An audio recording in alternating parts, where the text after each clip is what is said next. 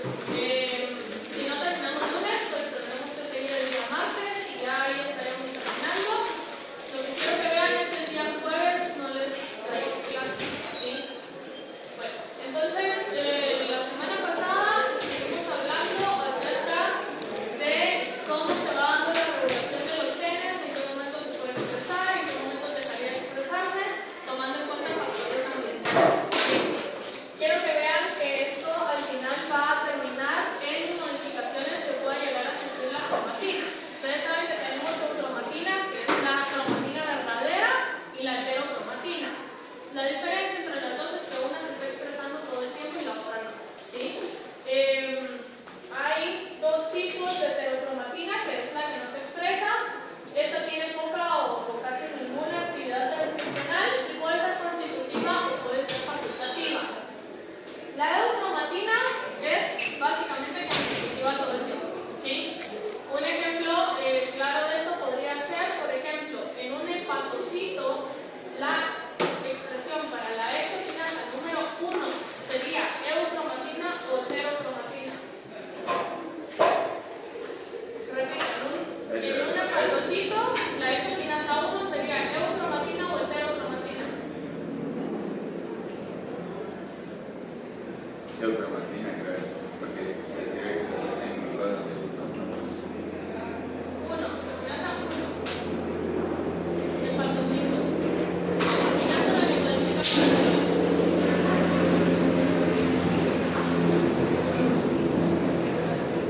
Es heterocromatina. ¿Por qué? Porque exoquinasa 1 en hepatocito no se utiliza. Es la exoquinasa número 4. ¿Sí? Quiere decir que en un miocito la exoquinasa 4 sería heterocromatina. ¿Sí? ¿Qué quiero que vean con esto? Que la información genética que tiene tanto el miocito como el hepatocito es idéntica. La diferencia es qué es lo que se está expresando, ¿sí? Y la parte de la expresión entonces viene regulada por el código de histonas y por todos los factores ambientales que en algunos casos pueden llegar a modificar la heterocromatina. Porque la heterocromatina puede ser constitutiva o puede ser facultativa, dependiendo de si nunca se expresa o si solo se expresa en determinadas situaciones. Entonces se encuentra en la región que flanquea los telómeros y el centrómero de cada cromosoma, y la constitutiva entonces es la que va a estar en estado condensado, o sea, va a estar enrollada todo el tiempo, asociada a proteínas, y la facultativa puede revertirse al estado heterocromático en ciertas células como respuesta a condiciones fisiológicas del desarrollo. Si se recuerdan, pusimos de ejemplo en las bacterias a los operones, ¿sí? ¿Se recuerdan que decíamos, teníamos el escenario glucosa-lactosa, el escenario lactosa y el escenario solo glucosa? Dependiendo de la lactosa, entonces podría ser una, si hacemos la analogía acá, podría ser una heterocromatina facultativa que se expresa dependiendo de si hay lactosa o glucosa en el ambiente, ¿sí? Nosotros tenemos algunos genes que pueden ser de este tipo, de tipo facultativo, por ejemplo los que están asociados a la replicación celular, que en teoría se expresan solo durante determinado tiempo y durante otro tiempo de la vida celular llegan a un estado de reposo. Entonces aquí entra toda la parte del código de histonas, que ustedes saben que son modificaciones con grupos funcionales, con acetylaciones, metilaciones, fosforilaciones, que van sufriendo las cadenas de ADN junto con las histonas a las que están enrolladas, y dependiendo del grupo funcional que tenga puede haber desenrollamiento, puede haber superenrollamiento. La parte que se expresa tiene que ser la parte que esté desenrollada para que pueda tener acceso a todas las enzimas de transcripción que puedan mediar la expresión génica, ¿sí? Bueno, entonces en base a esto entramos ahora a la siguiente presentación, que habla más que todo de un enfoque hacia el nivel de expresión desde el punto de vista cromosómico. Bueno, entonces acá este capítulo está, les voy a dejar como lectura obligatoria un capítulo de la embriología de Moore. Según me dijeron, las otras secciones no han llevado nunca ningún libro de embriología, entonces el capítulo lo saqué de la embriología, está en clínica aquí, ya les descargué el capítulo, no sé si eso lo subió o no, pero si no, se los voy a subir para que lo tengan ahí, ¿sí? Entonces esta clase es de ese capítulo.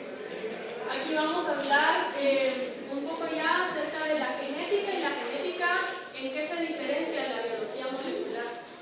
Van muy relacionadas, pero son cosas diferentes. La genética en qué se enfoca.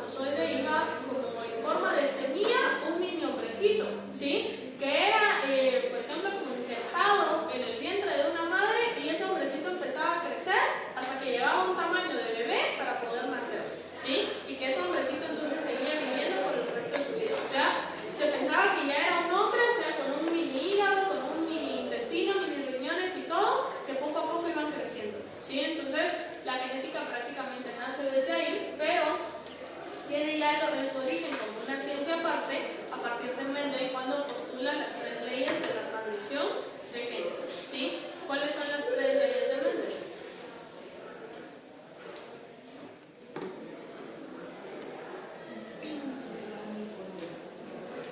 ¿Ley de la uniformidad? ¿Sí es eso?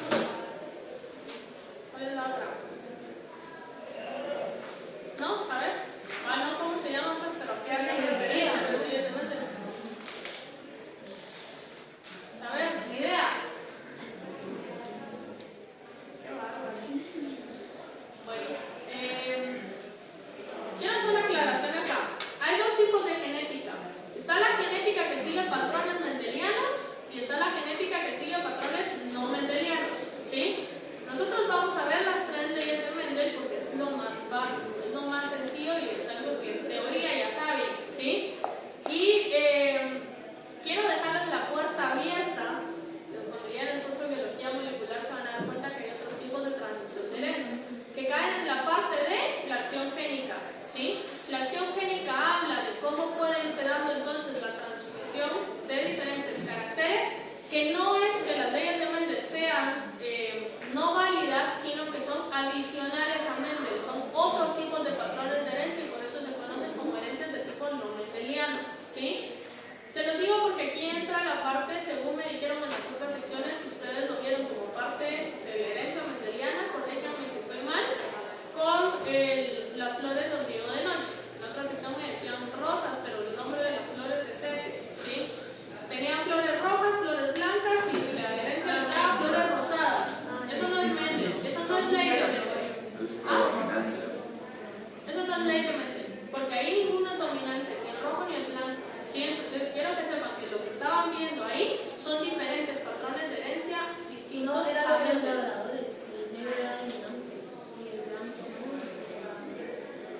En ese caso sí puede ser, ¿sí? Pero hay, lo que quiero que vean es que sepan que eso no es Mendel, ¿sí? Porque no sé cómo se los enseñaron, pero según me estaban diciendo, se los enseñaron como que era un patrón de ley de Mendel, pero eso no es ley de Mendel. Sí son tipos de herencia, pero son herencia no mendeliana, ¿sí? Entonces, insisto, vamos a ver las 3 leyes de Mendel, pues la herencia mendeliana, y fuera de estas 3 leyes hay otro montón, son casi 8 diferentes tipos de herencia, ¿sí? Que tienen diferentes patrones. Les voy a poner un ejemplo más adelante para que se den una idea de más o menos cómo funciona, ¿sí? Bueno, entonces la primera ley es la ley de la uniformidad, donde nos dice que todos los descendientes son exactamente iguales. La ley de la uniformidad tiene lugar solo cuando se mezclan 2 razas puras. A pesar de que algo importante que creo que sí es importante recalcar es que en la especie humana el término razas está mal adecuado. ¿Por qué? Porque todos somos la misma especie, ¿sí? Entonces aquí es variabilidad genética. Pero cuando hago referencia aquí a raza, hago referencia a un carácter puro. Mendel está haciendo referencia a un carácter específico. Cuando 2 caracteres puros se mezclan. Cuando hablamos de puros estamos hablando de homocigotos, ¿sí? Entonces tenemos 2 caracteres acá, el AA y el AA. Mayúsculas, minúsculas. ¿Cuál es la diferencia en genética entre mayúsculas y minúsculas?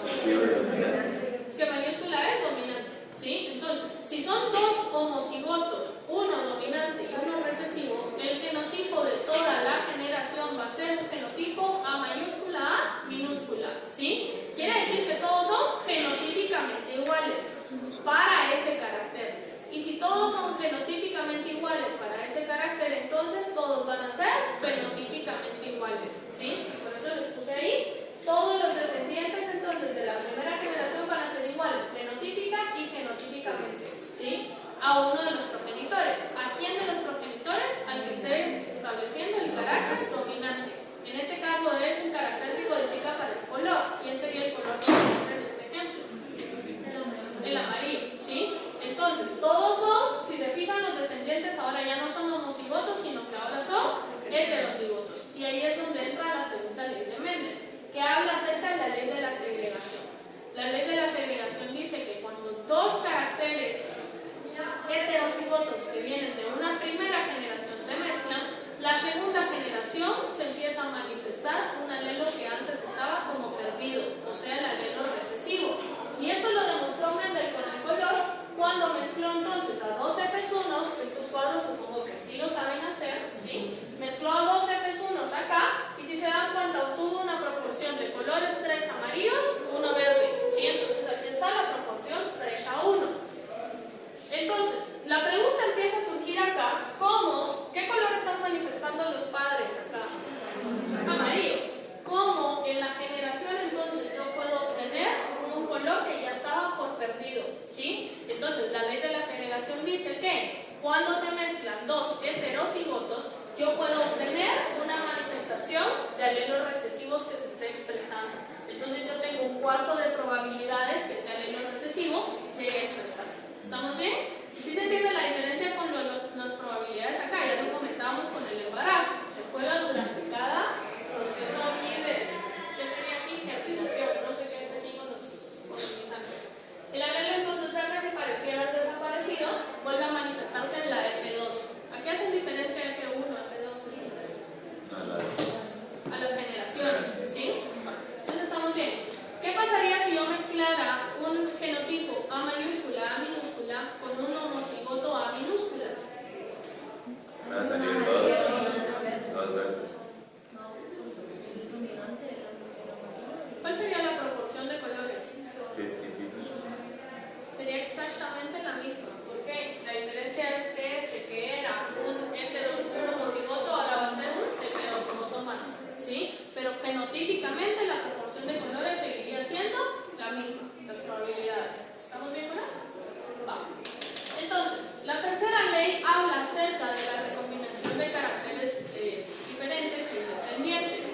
Esta ley dice de que cada carácter tiene una transmisión de herencia diferente. O sea que no toda la herencia va a ser uniformidad o no toda la herencia va a ser segregación, o ya sabiendo que existen más tipos de transmisión de herencia, no toda la transmisión de herencia sigue el mismo patrón, ¿sí? Sino que va a depender de la comunicación, digamos, que haya entre cada uno de los caracteres, en el caso de la herencia no mendeliana, y en el caso de esto nos dice que si hay un gen que codifica para color, la herencia va a ser dependiendo de los genes que codifican para color. Si hay un gen que codifique, en este ejemplo es para la textura del guisante, va a haber entonces un gen que codifique con una herencia diferente para la textura, ¿sí? Entonces, en base a esto, Mendel se dio cuenta que había guisantes lisos y que había guisantes rugosos, ¿sí? Los guisantes lisos entonces eran, en este caso, si se fijan, tenemos que los lisos son los dominantes y los rugosos son los recesivos. Entonces, en base a eso, yo podía obtener una combinación de guisantes que fueran amarillos lisos, amarillos rugosos, verdes lisos o verdes rugosos. ¿Por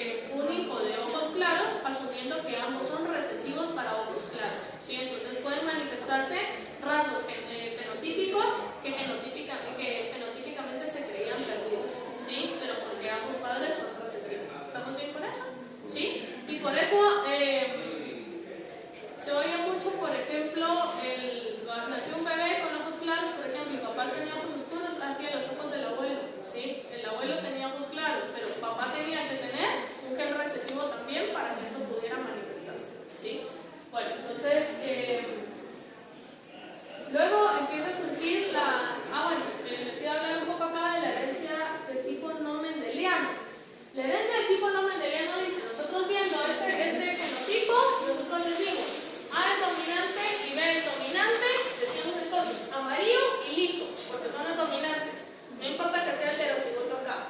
Pero la herencia de tipo no mendeliana nos empieza a mezclar o nos hace un juego de combinaciones dependiendo de cuál sea el patrón. Y nos dice, bueno, si yo tengo, por ejemplo, este recesivo acá y este dominante, el recesivo se expresa, aunque tengo un dominante al acá, ¿sí? Solo es un ejemplo, para que se den cuenta que la herencia de tipo no mendeliano no sigue este tipo de patrones, y por eso algunos caracteres que son codificados por herencia no mendeliana son justificados por otro tipo de transmisión, ¿sí? Entonces, eso, como les dije, lo van a ver en el curso de biología molecular más despacito, pero entonces quiero que cuando lleguen ahí, que ya lo sepan, o sea, que sepan que hay más tipos de transmisión de herencia, ¿sí?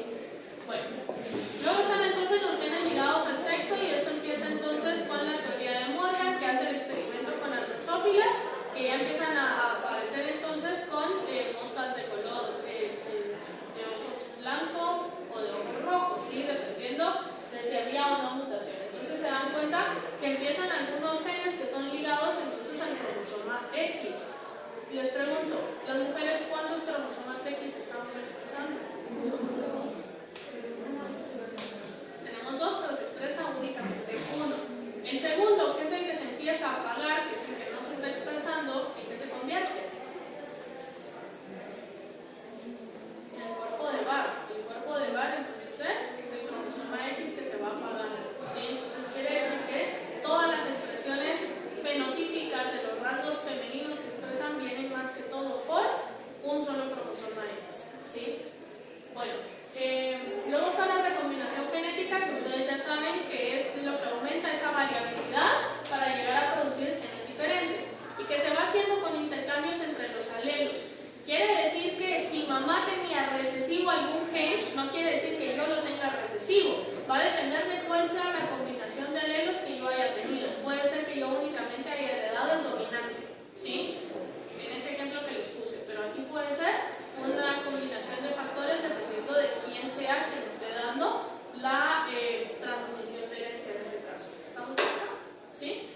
Aquí está puesta la recombinación como un mecanismo de variabilidad. O sea, estamos aumentando las probabilidades de que cada rasgo se esté heredando de forma diferente. Por eso a veces los hijos ni siquiera se parecen a los papás, porque la combinación de factores generó un fenotipo completamente distinto, ¿sí? La recombinación genética también puede ser utilizada como un tipo de reparación, un tipo de mecanismo de reparación. Y esto es cuando la doble hebra de ADN sufre un daño y se rompen las dos hebras, en ese caso ya no hay de dónde copiar la información. Entonces, utilizando la recombinación genética, podemos ir a copiar el alelo que estaba apagado, que estaba de forma recesiva, y poderlo insertar en la secuencia nueva. Y se vuelve a copiar entonces un alelo que no se estaba expresando ahora, se convierte en un alelo que se expresa porque se convierte homocigoto, ¿sí? Entonces eso sería como un tipo de mutación, digamos, que está mutación, les digo, porque realmente era un alelo que estaba recesivo, mutación que aparece luego de un daño severo en la hebra. Y por eso es que en algunos casos hay algunas enfermedades genéticas que empiezan a aparecer durante la adultez, ¿sí? ¿Por qué? Porque tenía el gen recesivo y poco a poco se ha ido expresando, ¿sí? Entonces pueden ir habiendo cambios en la distribución de genes. Entonces ahí está lo de los alelos que les decía.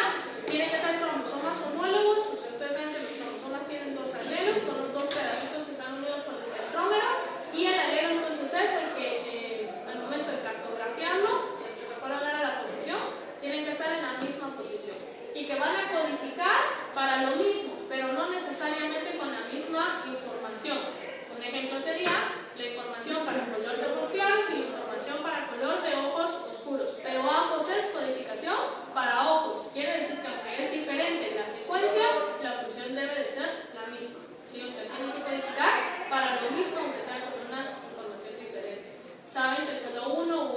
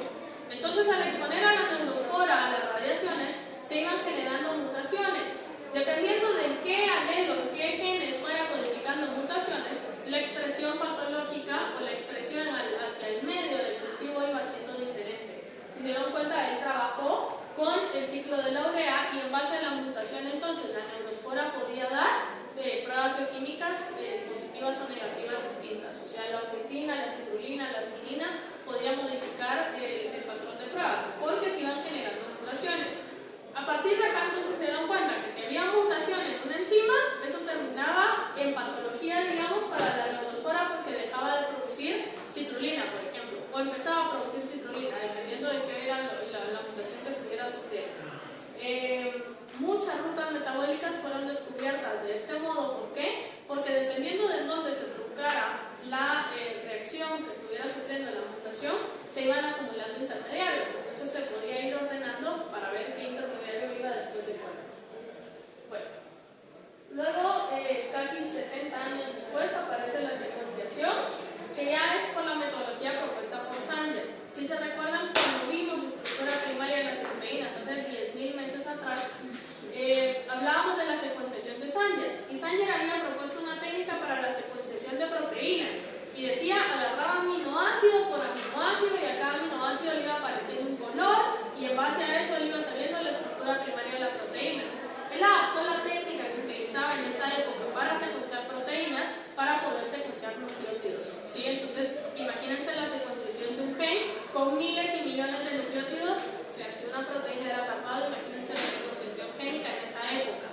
Actualmente la secuenciación génica ha tenido mucho realce en la tecnología, y hay secuenciadores entonces que pueden hacerlo con fluorocromos, produciendo fluorescencia de una forma mucho más rápida, ¿sí? Hay diferentes metodologías de secuenciación, son un poco más complejas de lo que parece, pero al final todas funcionan igual, o sea, sabiendo la posición en la que existe cada uno de los nucleótidos. Esto obviamente tuvo que haber sido luego de que Watson y Crick propusieran el modelo de replicación del ADN y todo lo demás, y que ya estuviera aceptado el ADN entonces como mecanismo de transmisión de la información. Luego tenemos acá a la PCR, que es la amplificación de la cadena por la polimerasa, la ADN polimerasa.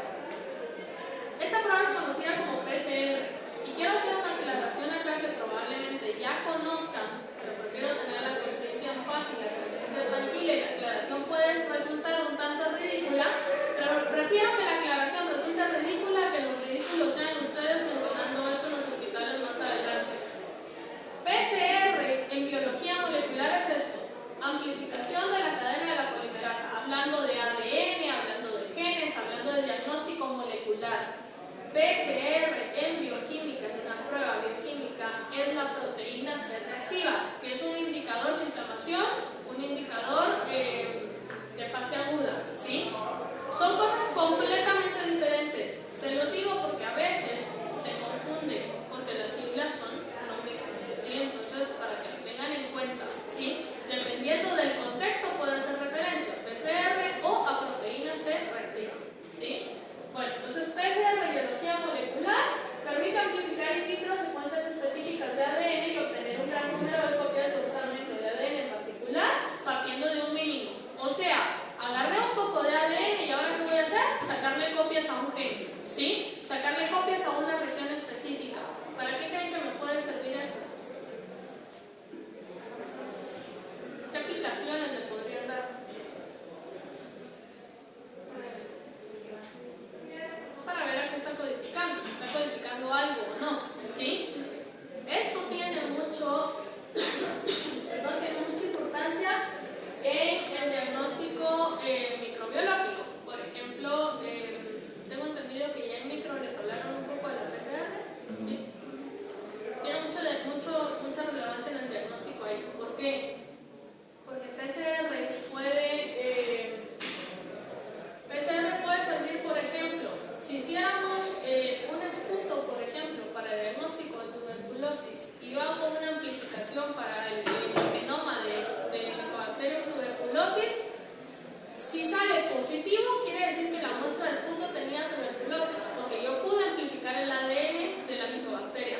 Si sale negativo, no hubo nada que amplificar y por lo tanto no había tuberculosis en la muestra, ¿sí? Esto prácticamente puede aplicarse a cualquier enfermedad infecciosa, pero también puede aplicarse a la detección de algunas mutaciones. Por ejemplo, si yo quisiera amplificar algún gen para alguna talasemia, por ejemplo, si la amplificación me sale positiva, quiere decir que el paciente tiene talasemia. Si la amplificación me sale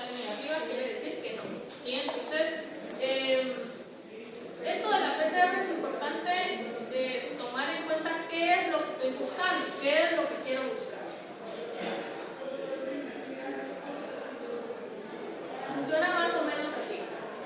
Empezamos con una doble hebra de ADN. Pregunto, ¿qué tengo que hacer primero para obtener solo el ADN?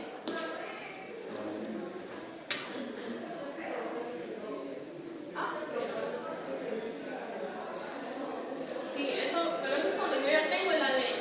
Pero para tener el ADN, ¿qué tengo que hacer? Separarlas, cuando ya tengo el ADN. Pero para obtenerlo, ¿de dónde lo estoy sacando? De una muestra, ¿sí? Entonces, de la muestra primero tengo que hacer la extracción de ADN. Para que se vayan haciendo la idea, la extracción de ADN dura como medio día. O sea, una persona se tarda, si no es que más, se tarda un par de horas, un buen par de horas, solo haciendo la extracción de ADN de la muestra. Es algo que tiene que ser así, súper cuidadoso. ¿Por qué? Porque cualquier contaminación, pelo, manos, saliva, porque vino alguien a dejar ADN a la mesa, por ejemplo, puede contaminarles la muestra. Quiere decir que voy a tener ADN ahí, pero ya no solo de mi muestra, sino de lo que sea que vino a contaminar, ¿sí? Incluso ambiental, porque podríamos amplificar ADN de alguna bacteria o de lo que sea, ¿sí? Entonces esto es así como extremadamente, ¿cómo se dice cuando está muy limpio algo? Muy limpio. Muy estéril, ¿sí? Bueno, ahora sí, ya tengo el ADN, ahora quiero hacer la amplificación. Quiero hacer la amplificación y tengo que separar la hebra para romper puentes de hidrógeno. ¿Cómo la separo si no tengo una helicasa? Recuérdense que está limpio, está puro el ADN. ¿Cómo puedo romper puentes de hidrógeno si no tengo enzimas? Con calor. Entonces, ¿qué hago? Aumento un montón la temperatura para que las hebras se puedan separar. Como no tengo nada más que el ADN, yo tengo que venir y echarle los primers. Los primers son los cebadores que se van a unir de forma específica a la región que a mí me interesa amplificar, ¿sí? Si esa región no existe, el primer no se pega y no hay amplificación, ¿sí? Asumiendo que toda la metodología esté bien, pues, que esté trabajando de la forma correcta. Se pega el primer entonces, y ahora entonces echo magnesio, echo los nucleótidos, echo la polimerasa, que es lo que tenemos allá, y entonces ahora la polimerasa empieza a trabajar. ¿Qué pasa si yo no bajo la temperatura? Se van desnaturalizando y no se pueden ir pegando. Quiere decir que la PCR funciona con ciclos de temperatura. Temperaturas altas, las bajo más, los vuelvo a subir, las bajo y así. Cada cambio, cada set de cambios en la temperatura se le conoce como un ciclo. Al final del ciclo yo esperaría tener una copia más de cada una de las moléculas de ADN. Quiere decir que va siendo de forma exponencial, ¿sí? En cada ciclo voy teniendo de forma exponencial el número de copias. Entonces prácticamente ya está la hibridación con primers, luego la polimerasa de los nucleótidos y la síntesis de los primeros primers.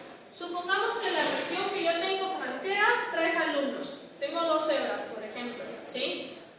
Un primer me va a codificar de acá al final de la fila y el otro me va a codificar en la secuencia complementaria. 3 de acá para acá y luego al final de la fila. Si se fijan, ¿qué estoy haciendo? Estoy copiando una cadena larga y el producto va a ser una cadena relativamente más corta, que sería lo que tenemos acá. Si se fijan, el primer se está pegando acá, quiere decir que la síntesis se da de acá para acá. O sea, este pedazo queda sin ser de doble hebra. ¿Sí lo ven? ¿Sí? Quiere decir que en el siguiente ciclo, cuando yo separe esto, ahora el primer está pegando para acá. Si se fijan, ahora este pedazo ya no va a ser copiado en la siguiente generación. Quiere decir que en cada ciclo, las hebras se van reduciendo hasta el momento en que yo delineé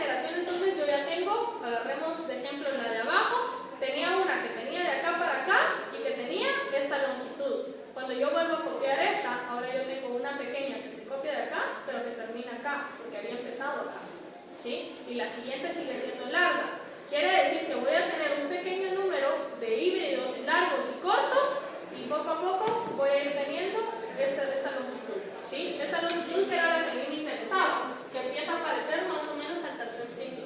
Entonces, si yo empiezo solo a multiplicar esta, la PCR de amplificación de esta va a ser mucho más rápida que querer amplificar todo este pedazo. Quiere decir que al final yo tengo mayor número de copias de esto de acá. ¿Estamos bien? ¿Se entiende ya? ¿Sí? Va. Entonces, ¿qué quiero que vean? Un ciclo dura en promedio, el primer ciclo es mucho más largo. ¿Por qué? Porque tienen que abrir toda la hebra, toda la longitud del ADN. El primer ciclo siempre es bien largo, ¿sí? Calculen unos 10-15 minutos. Y luego cada ciclo durará tal vez unos 5 o 8 minutos, dependiendo de qué tan larga sea la secuencia que estén copiando, ¿sí? Calculemos 5 o 10 minutos por cada ciclo, por cada vuelta. Y estamos diciendo que en promedio son entre 30 a 45 ciclos. Más o menos, ¿cuánto tiempo les tomaría una PCR?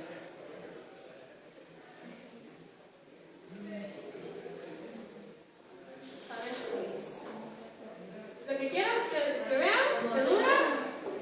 ¿Cuánto? Dura más o menos como hora y media, 2 horas. Es como lo estándar, ¿sí? Eso es lo que llega a durar una PCR más o menos. Les dije que para la extracción se tomaba más o menos medio día, ¿sí? Si no es un poco más. Y luego la PCR son más de 2 horas, asumiendo solo en los ciclos, sin contar la parte en la que agregan las enzimas, los nucleótidos, en lo que hacen toda la preparación. O sea, así barato una prueba de PCR ya amplificada les está saliendo en un día. Aparte luego necesito verlo. ¿Cómo lo voy a ver? Lo voy a ver en electroforesis. La electroforesis entonces lleva la preparación del gel, la preparación de la cámara, de los buffers, poner las muestras y esperar a que corra la electroforesis. La electroforesis tarda más o menos 1 hora y media, 2 horas en correr, si no es que más, ¿sí? Quiere decir que ahí, si se dan cuenta, la extracción de ADN ya les está llevando por lo menos 2 días antes de sacar un diagnóstico. Y se los digo ¿por qué? Porque a veces llegan pidiendo una prueba de PCR como prueba de emergencia. Jamás en la vida una prueba de biología molecular puede ser una prueba de emergencia. ¿Por qué? Porque les estoy hablando de todo el proceso que conlleva una muestra, una sola, ¿sí? Para un solo diagnóstico. Ahora imagínense si se hace PCR, por ejemplo, para TB, PCR para VIH, PCR para sífilis, etc. Estamos hablando de pruebas diferentes, ¿sí? Entonces, generalmente los laboratorios lo que hacen es juntar un número de muestras antes de hacer la extracción, antes de hacer la amplificación, antes de hacer todo lo demás, y generalmente se trabajan, al menos que fuera un laboratorio muy grande, pero se trabaja, por ejemplo, una patología o una enfermedad al día, más o menos, ¿sí? ¿Por qué? Porque estamos hablando que lleva un montón de tiempo. Se los digo, insisto, para que pongan en contexto la parte de la solicitud de la prueba. ¿Sí? Es una prueba de biología molecular, el diagnóstico, espérenlo, en 2-3 días el resultado, ¿sí? El resultado de la prueba. Bueno, entonces, la electroforesis va a servir entonces para verificar la presencia del fragmento amplificado. Les pregunto, ¿dónde hay ADN en esta imagen? ¿Dónde está blanco? Porque ya hablábamos que los agentes intercalantes se metían y lo que hacían era producir color para que nosotros pudiéramos verlo, ¿sí? Si yo estuviera amplificando una región génica, el resultado al final acá es cuantitativo o es cualitativo.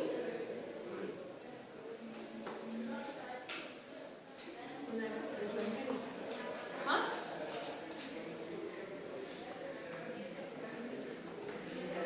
¿Y con la electroforesis? ¿Cuantitativo o cualitativo? ¿Por qué? Porque porque no puedes saber, o sea, solo está contando cuántos hay de lo que, o sea, cuántas regiones hay, ¿no?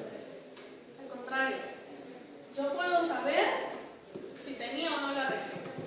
Si tenía la región, es porque hubo amplificación. Si no tiene botones, no hay amplificación, ¿sí? Quiere decir que en este caso PCR es una prueba cualitativa.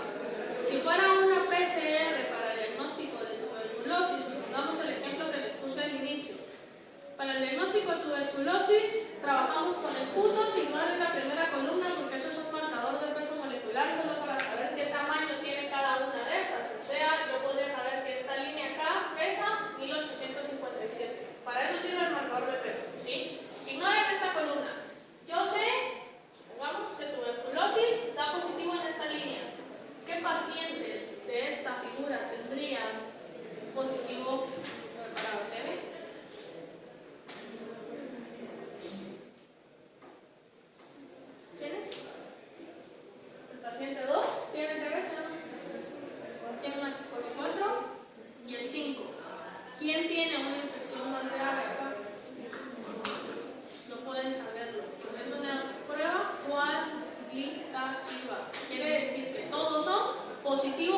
ATV.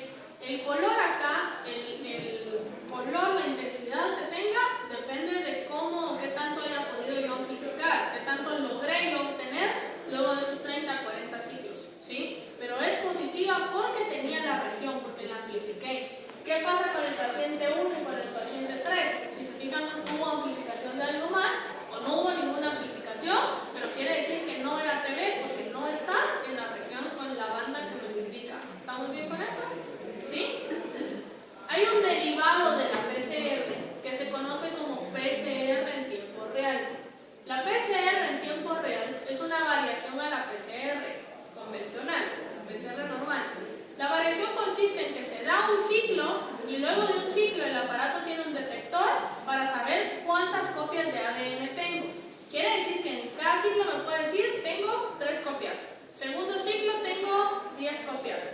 Cuarto ciclo yo tengo 30 copias. 70º ciclo, por ejemplo, o el ciclo número 30, tengo 10.000 copias, por ejemplo. ¿Esa es una prueba cualitativa o cuantitativa? Cuantitativa. Quiere decir que PCR tiempo real, a diferencia de la PCR convencional, puede ser cuantitativa. ¿Estamos bien? ¿En qué casos me interesa una PCR cuantitativa? Por ejemplo, yo con PCR convencional ya sé que 2 pacientes tienen VIH, pero ustedes saben que el VIH afecta la carga viral que tenga. Mientras más carga viral tenga algún fluido en particular, tiene mayor capacidad infecciosa, ¿sí? Quiere decir que un paciente que tenga una carga viral mucho más alta, en teoría es un paciente más infeccioso que uno que tenga una carga viral baja, ¿sí?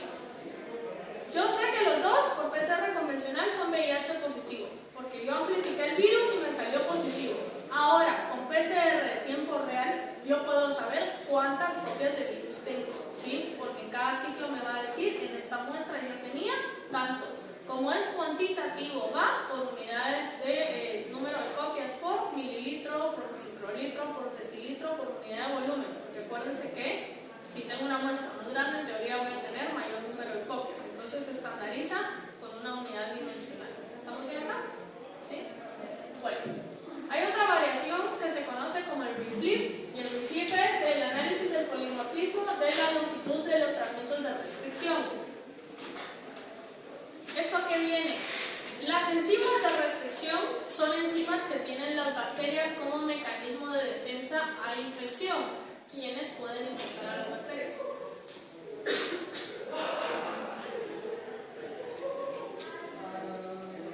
¿Quiénes pueden infectar a las bacterias?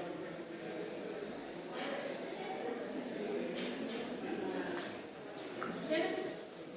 Recio. ¿Quiénes? Lo dijiste bien, por eso pensé que los virus, ¿sí? Los virus pueden infectar a las bacterias.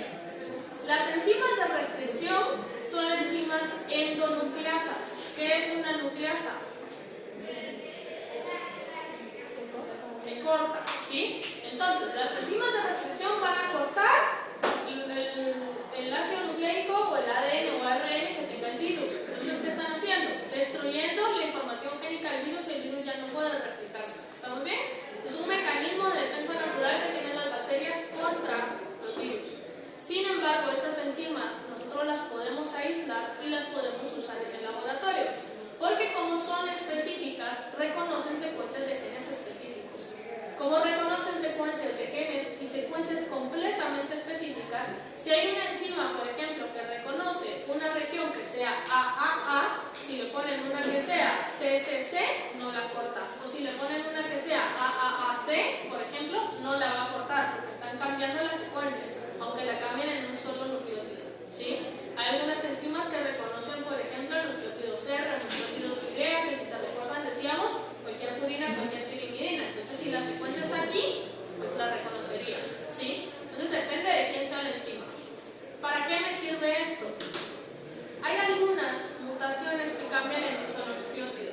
Hay algunos SNPs también que yo puedo detectar a partir de este tipo de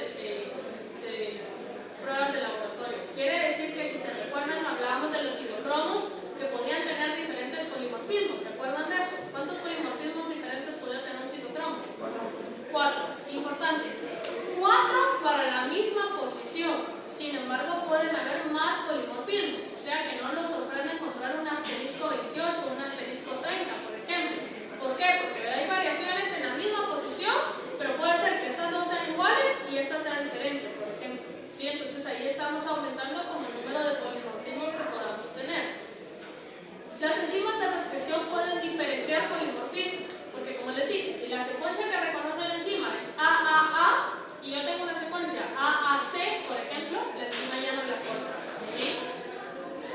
fragmentos de ADN observaría yo si la enzima está reconociendo la secuencia? ¿Cuántos verían la electroforesis? ¿Cuántas raíces?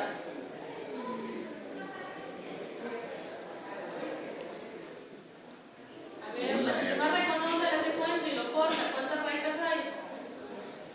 2 rayitas, ¿sí? Quiere decir que 2 rayitas si la secuencia aparece una vez. Si la secuencia aparece muchas veces, dependiendo del número de veces que aparezca la secuencia, ¿sí? Entonces quiero que vean acá que se basa en la existencia de secuencias polimórficas de ADN o pequeñas variaciones observadas entre individuos. Hacen corte de secuencias de ADN por enzimas de restricción en sitios de restricción. ¿Quién sería el sitio de restricción en la secuencia que les di?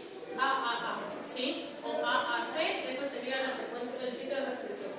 El sitio de restricción entonces son las secuencias específicas reconocidas y cortadas y se generan fragmentos de restricción en variación al polimorfismo que pueden ser SNPs o pueden ser cualquier otra cosa, ¿sí? Entonces acá quiero que vean, este sería el sitio de restricción, quiere decir que la enzima puede encontrarlo, o podemos tener acá sitio de restricción diferente, quiere decir que en base a esto la enzima estaría cortando acá, acá, acá, y si se fijan, esta muestra no tiene este sitio de restricción aquí, pero esta sí, quiere decir que esta tendría un fragmento más que esta, y aquí yo podría empezar a diferenciar. Por ejemplo, si tuviera alguna mutación, por ejemplo, para alguna talasemia o para cualquier otra cosa, yo la podría detectar a partir de una enzima de restricción. Podría ser, por ejemplo, que si la mutación es esta, observar los 2 cortes acá sería el resultado positivo a la mutación.